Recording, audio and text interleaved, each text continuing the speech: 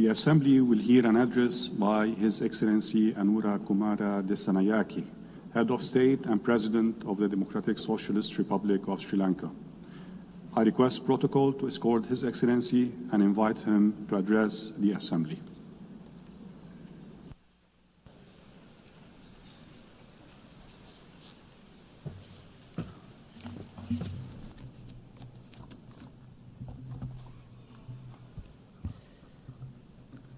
සභාපතිතුමියනි, ගෞරවනීය ආරාධිතයනි, සම්භාවනීය නියෝජිතයනි, ලෝකේ ජාතීන් අතර සාධාරණ හා කල්පවතන සාමයක් ස්ථාපිත කිරීම සහ පවත්වාගෙන යාමේ උදාර අරමුණු පෙරදරි කරගෙන බිහි කළ මේ සුවිශේෂී සංවිධානයේ 80 වෙනි සැසිවාරයේ සභාපතිනිය ලෙස තේරීපත් වූ යුරෝපයේ හදවතේ පිහිටි අපූර්ව ජර්මනියේ අතිගරු අන්නලේනා බෙවබර්ග් මැතිණියට මා උණුසුම් සුභාශිංසන පිරිනමනවා. ඒ වගේම ලෝකයේම මවිතයට පත් කරන භූගෝලීය හා සංස්කෘතික විවිධත්වයක් ඇති කැමරූන්ගේ අතිගරු ෆෙලෝමාන් යෑන් හිටපු සභාපතිතුමා ලබා දුන් නායකත්වයේ වෙනුවෙන් ශ්‍රී ලංකාව සිය ප්‍රශංසාව පිරිනැමීමට මේ අවස්ථාවක් කරගන්නවා. සාමීන් ප්‍රජාතන්ත්‍රවාදයෙන් පිරුණු ලස්සන ලෝකයක් වෙනුවෙන් දශක 8ක් පුරා අපකැප වූ සංවිධානයක බහුපාර්ශ්වික ගමන් මඟ සහ ඉදිරි අනාගතය පිළිබඳව සැලසුම් සකස් කරන මෙම සුවිශේෂී අවස්ථාවේදී ශ්‍රී ලංකාවේ ජනාධිපතිවරයා ලෙස පළමු වරට මෙම ගෞරවනීය සභාව ඇමතීමට ලැබීම පිළිබඳ ඉමහත් සතුටට පත් වෙනවා. ඔබ අප සෑම දෙනාම මේ ලෝකයේ විවිධ රටවල් නියෝජනය කරමින් පැමිණි ඒ රටවල ජනතාවගේ නියෝජිතයින් වෙනවා.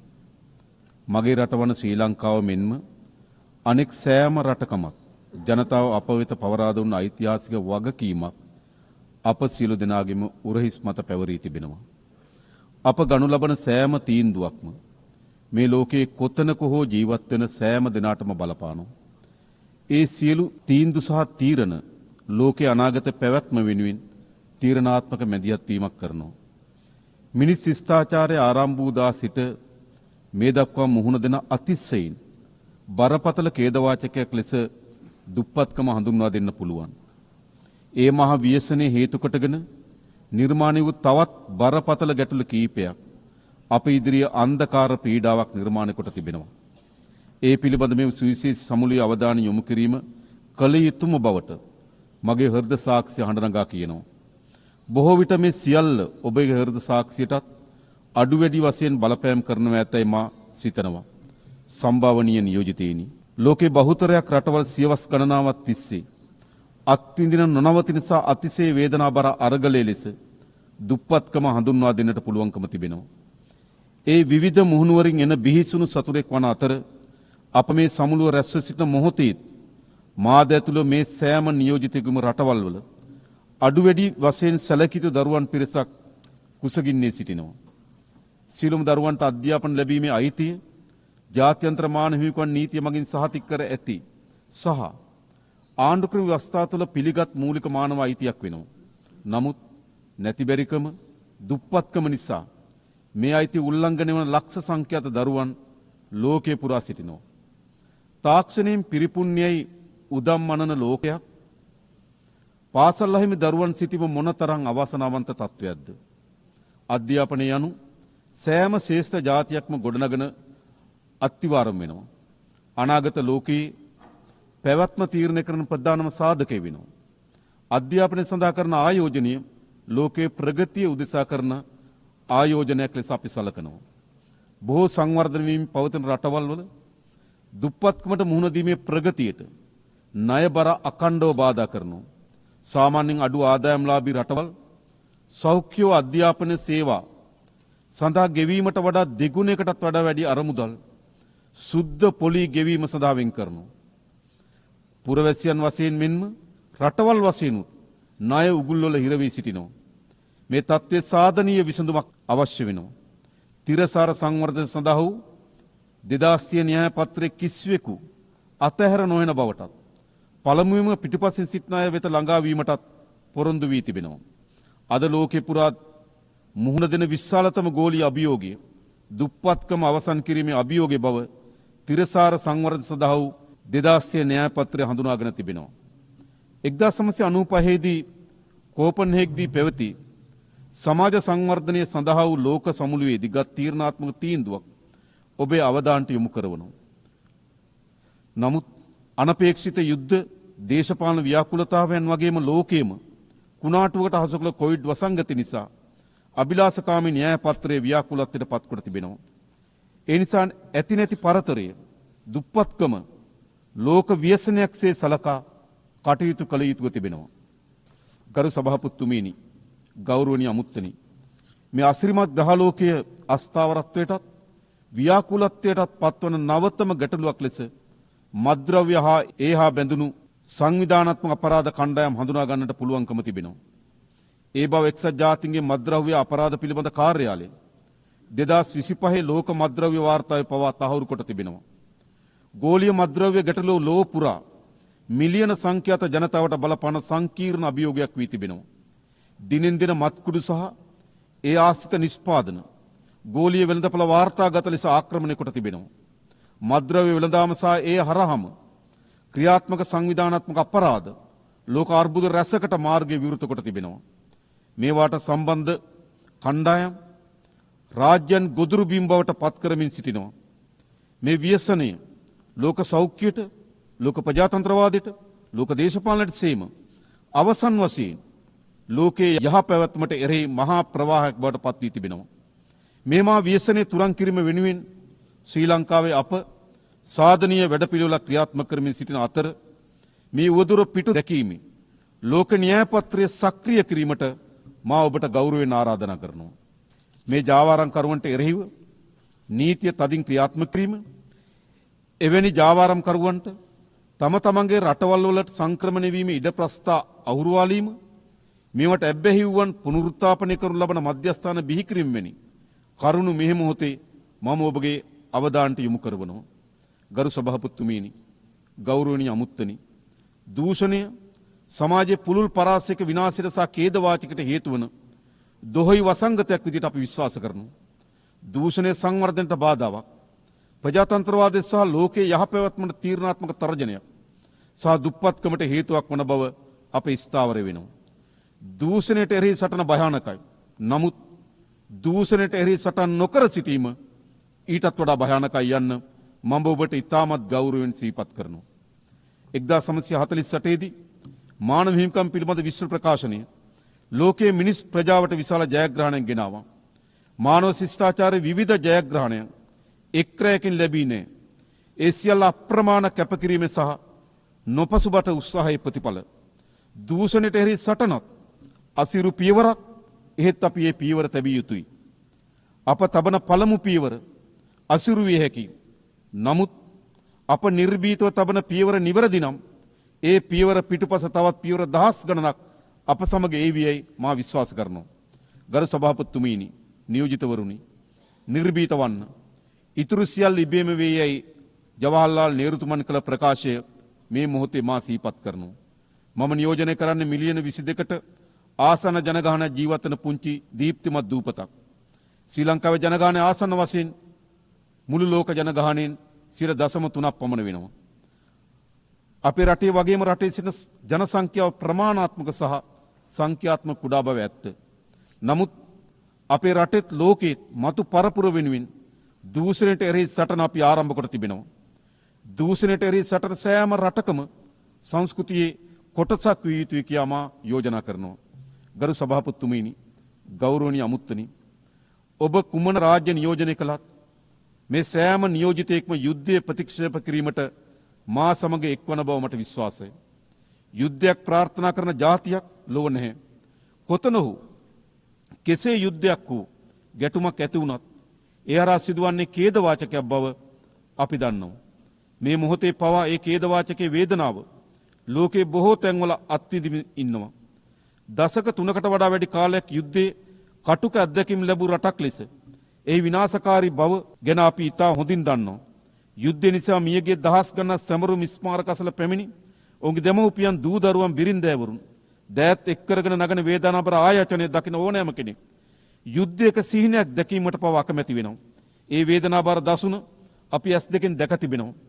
ගැටුම් නිසා මිනිසුන්ට විඳින්න සිදුවී ඇති දුක් පෙර නොවිරු මට්ටම ළඟා වී තිබුණත් බොහෝ විට ජාත්‍යන්තර ප්‍රජාව මිලියන ගණනකගේ දුක් වේදනා අවසන් කිරීමට අපෝසත් වූ හුදු නරඹන්නෙකු බවට පත් වී තිබෙනවා.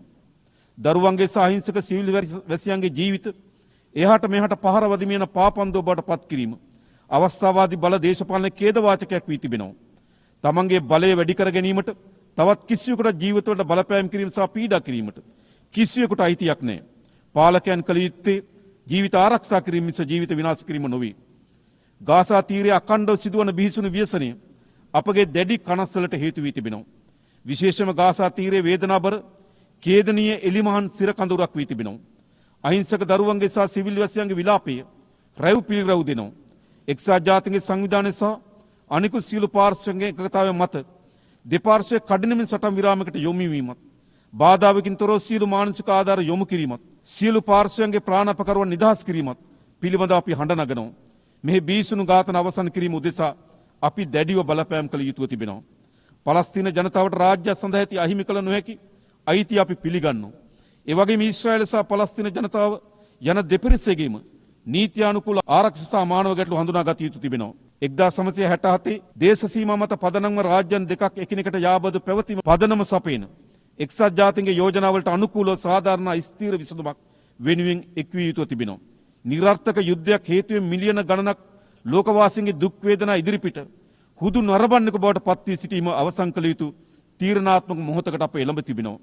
මිනිස් සංහතිය තුළ ලෝකයේ පීඩාවට පත්කන යුද්ධ ගැටුම් වලට උමුතු ආගමික අන්තවාදයට සහ ජාතිවාදයට බරපතල ලෙස හේතු වී තිබෙනවා.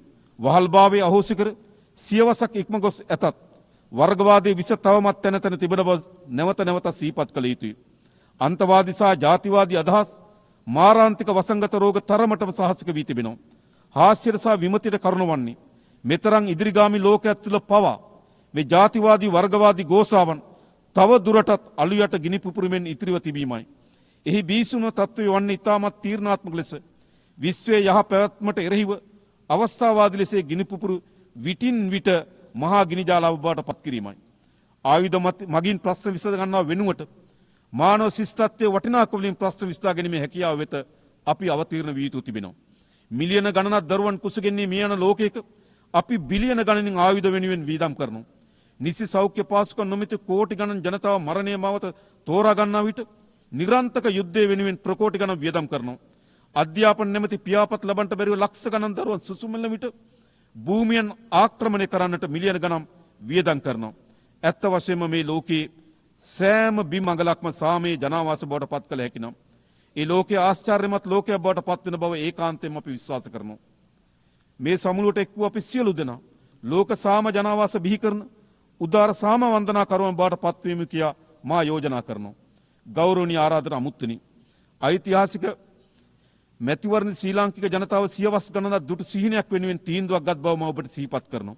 එයින් බිහි ව්‍යවස්ථාදායක විවිධත්වයකින් සහ විචිත්‍රත්වයකින් යුක්ත වුණා. එක් අතකින් රටේ සමස්ත ජනතාව ආණ්ඩුව පිළිබඳ දැවැන්ත විශ්වාසයක් තිබුවා. තව අතකින් දුෂ්‍යාබාධ පාර්ලිමේන්තු මන්ත්‍රීවරු ඇතුළු කාන්තා සහ සෙසු ජාතීන්ගේ නියෝජන ඓතිහාසික ලියාමක් නිර්මාණය කළා. පාර්ලිමේන්තුව තුළ පෙන්눔 කරන මෙම විවිධත්වය ශ්‍රී ලංකාවේ පාලන තන්ත්‍රය තුළ ජනමාර්ගික විවිධත්වය සහතික කරනවා වගේම සියලු පුරවැසියන්ට සමාන අයිතිවාසිකම් සහ අවස්ථාවන් ලබා දීම සඳහා අප තුළ ඇති කැපවීම නැවත බලගන්නු ලබනවා. ඒ වගේම මහජන නියෝජනයන් යනු මහජනතාව වෙනුවෙන් සේවය කරන්නන් මිස අනිසි වරප්‍රසාද ලබන්නන් නොවන බව අපි ආදර්ශයක් ලබා දී තිබෙනවා. ජනතා නියෝජිතයන්ගේ වගකීම් විය යුත්තේ රට හා ජනතාව සංවර්ධනය කිරීම මිස පෞද්ගලිකව තමන් සංවර්ධනය වීම නොවන බව අප විශ්වාස කරනවා. සභාපතිතුමීනි, සම්භාවිනී අමුත්තනි, අන්ධකාර වෙනුවට ආලෝකයේ මාවත තෝරාගත් අපේ රටේ ජනතාව පොහොසත් රටක් ලස්සන ජීවිතයක් සඳහා වූ ප්‍රායෝගික දැක්මට ජනතා ආශිර්වාද ලබා දී තිබෙනවා. මෙම ඓතිහාසික ජයග්‍රහණය මල්පල ගැන්වීම සඳහා දූෂණයෙන් තොර සදාචාරාත්මක පාලනය, දුප්පත්කම තුරන් කිරීම, ඩිජිටල් කරණය සහ පිරිසුදු රටක් යන ප්‍රධාන අංශකරේ අපේ අවධානය යොමු කර තිබෙනවා. ඊට සමගාමීව අධ්‍යාපනය සහ සෞඛ්‍ය කරේ අපි දැඩි අවධානය යොමු කර තිබෙනවා. ඒ සියල්ල පියවරෙන් පියවර අප ජය ගනිමින් සිටිනවා. වර්තමානයේ ඩිජිටල් ප්‍රජාතන්ත්‍රවාදය අපගේ නව ඉලක්කයයි. ලෝක ඉදිරියේ අති අභියෝගය වන්නේ සෑම පුද්ගලයෙකුටම සහ සෑම රාජ්‍යයකටම ඩිජිටල් යුගයේ අවස්ථාවන්ට ප්‍රවේශ වීම හැකි බවට සහතික වීමයි. අප සාර්ථක වූහොත් තාක්ෂණයට ප්‍රවේශ වීම ඉඩ ප්‍රස්ථා විවර වීම, සංවර්ධන වේගවත් වීම සහ පාලන ශක්තිමත් වීම වැළැක්විය නොහැකි වෙනවා. නමුත් එසේ කිරීමට අප අසමත් වුවොත් තාක්ෂණය අසමානතාවය අනාරක්ෂිතභාවය සහ අයුක්තිය ඇතිවීමට තුඩු දෙන තවත් බලවේගයක් වන බව අප විශ්වාස කරනවා. ඩිජිටල් මෙවලම් වෙත ප්‍රවේශ වීම හැකිය නොහැකි රාජ්‍යයන් අතර ඩිජිටල් පරතරය පැහැදිලිව පවතිනවා. කෘත්‍රිම බුද්ධිය සම්බන්ධයෙන් ඊටත් වඩා ඔබට විහිදුණු පරතරයක් මතුවෙමින් තිබෙනවා. ශ්‍රී ලංකාව ඇතුළු දකුණු ආසියාවේ බොහෝ රටවල් මෙන්ම ලෝක පුරා තවත් බොහෝ රටවල් සංවර්ධනයේ මෙවලමක් ලෙස කෘත්‍රිම බුද්ධිය භාවිතා කිරීමට යටිතල පහසුකම් අවම වීම බලපාලා තිබෙනවා. ගෞරවනීය සභාපතිතුමිනි, ආරාධිතයිනි, අප නව ලෝකයක්, බොහෝ යාපත් ලෝකයක්, මිනිසාගේ සදාකාලික ගෞරවයට ගරු කරන ලෝකයක් ගොඩනගා ගත යුතුයි. මෙම සමුළුවේ සමාජිකයන් වන ඔබ වඩා හොඳ ලෝකයක් නිර්මාණය කරන ගෘහ නිර්මාණ ශිල්පීන් විය යුතුයි. අපගේ අනාගතය ඔබේ අතේ යනුවෙන් 1945 එක්සත් ජාතීන්ගේ සංවිධාන පිහිටීමේ ප්‍රඥප්ති අත්සන් කිරීමට සමගාමීව ඇමරිකන් ජනපති හැරි ට්‍රූමන් කළ ප්‍රකාශය සිහිපත් වෙනවා. අප ක්‍රියා කළ යුත්තේ බියෙන් හෝ බැඳීමකට යටත් නොව බලාපොරොත්තු පෙරදැරිවයි. වඩා යහපත් ලෝකයක් උදා කරගත හැකි මෙන්ම ඒ වඩා සමීපයේ යන අපේක්ෂාව පෙරදැරි කරගෙනයි. ව්‍යසනයට ලෝකයේ රැගෙන යන වෙනුවට මතු පරපුරට සුරක්ෂිත ලෝකයක් බිහි කිරීමට හදවතට එකඟව අප අපකැප වූ පරපුරක් ලෙස මෙම සමුළුවේදී අධිෂ්ඨාන කරගනිමු. අවසාන වශයෙන් මට මගේ රට ගැන අපේක්ෂාවේ සීනයක් තිබෙනවා. ඔබට ඔබේ රටවල් ගැන අපේක්ෂාවේ සීනයක් තිබෙනවා. මගේ රටේ ජනතාව සතුටින් පිරුණු පොහොසත් ජීවිතයක් උරුම කර දීම මගේ ඒකායන සීන වෙනවා. ඔබේ රටවල ජනතාවටත් එවැනි ජීවිතයක් උරුම කර දීම ඔබේ සීනේ බව මා විශ්වාස කරනවා. ඒ සියලු සීන වෙනුවෙන් අප යා යුත්තේ එකිනෙකා පරාය යන ගමනක් වෙනුවට එකිනෙකා අත්වල බැඳගත් ගමනක් බව අප විශ්වාස කරනවා. නිරෝගී ධර්මතලයක සාමය, ගෞරවය හා සමානත්වතාව වෙනුවෙන් කැපවීම යනුවෙන් එක්සත් ජාතීන්ගේ සංවිධානයේ ආදර්ශ පාඨයේ සඳහන්ව තිබෙනවා. ඒ ලෝකයේ සැබෑවට පිළිසකර කරන්නන් වෙමු කියා මා ඔබට ගෞරවයෙන් ආරාධනා කරනවා. බෙහෙවින්ම ස්තුතියි.